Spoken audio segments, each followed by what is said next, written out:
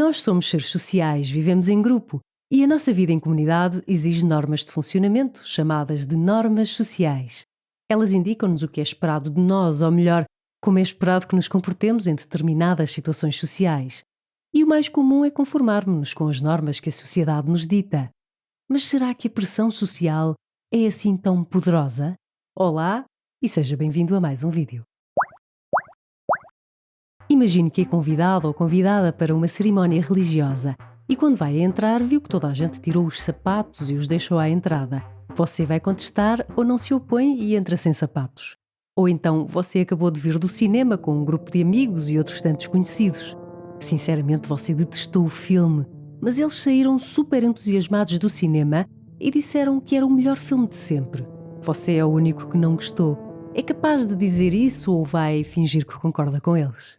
Estes são apenas dois pequenos exemplos, porque existe pressão ou influência social em praticamente tudo o que fazemos, o que vestimos, no estilo de música que gostamos mais, nas atividades de lazer, no que postamos nas redes sociais e até no nosso humor. Você já reparou que tendemos a ficar mais bem dispostos quando estamos perto de pessoas bem dispostas e bem-humoradas?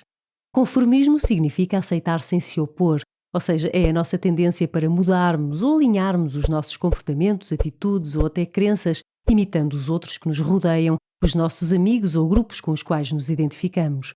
Ou seja, nós agimos de uma determinada maneira influenciados ou, de certa forma, pressionados por outras pessoas ou grupos. Cedemos à pressão do grupo assim para nos encaixarmos melhor. Mas será que a pressão social é forte o suficiente para nos fazer seguir as normas de um grupo que nós sabemos claramente que está errado? Numa série de experiências feitas nos anos 50 do século passado, hoje consideradas clássicas da psicologia social, Solomon Asch investigou o conformismo e até que ponto a pressão social de um grupo é capaz de fazer alguém se conformar, dando respostas erradas de propósito, só porque o restante grupo também deu as mesmas respostas.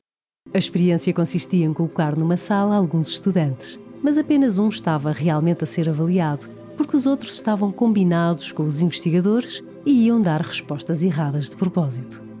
Os estudantes estavam sentados lado a lado em frente a um cavalete e eram-lhes apresentados cartões com 4 linhas verticais. A tarefa era a seguinte: tinham de escolher qual a linha, 1, 2 ou 3, que tinha o mesmo comprimento que a linha do outro cartão apresentado.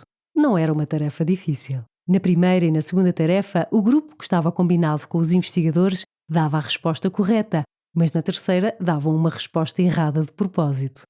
Na totalidade eram apresentados 18 cartões e às vezes o grupo dava a resposta correta, mas erravam de propósito em 12 tarefas. O que faria você se fosse o participante ingênuo? Nesta investigação, os resultados foram surpreendentes. Cerca de 75% dos participantes conformaram-se pelo menos uma vez, ou seja, deram pelo menos uma resposta errada, mesmo sabendo que estava errada.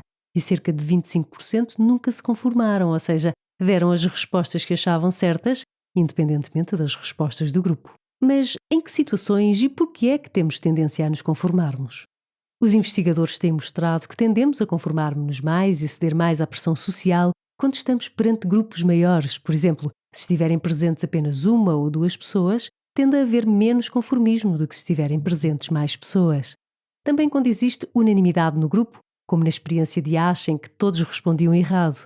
Quando estamos perante grupos que admiramos, que nos sentimos entusiasmados de pertencer, ou em grupos onde nos parece que as pessoas têm mais conhecimentos que nós, ou um nível socioeconómico mais elevado.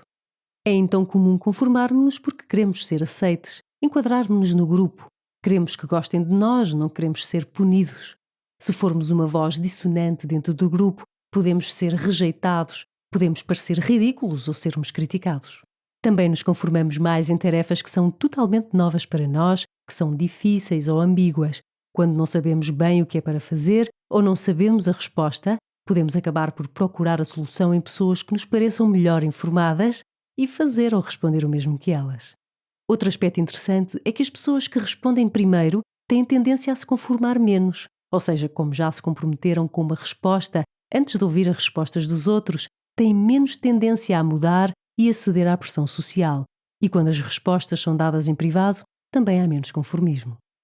Por último, são apontadas diferenças culturais, por exemplo, em culturas onde é muito reforçado ou encorajado o respeito pelas normas sociais, há mais conformismo. E também diferenças individuais.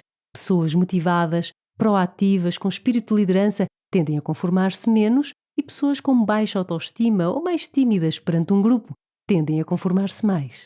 Se chegaram até aqui e gostaram, não se esqueçam de deixar o vosso like e se tiverem alguma dúvida, deixem nos comentários. Subscrevam para verem mais vídeos e vemo-nos no próximo.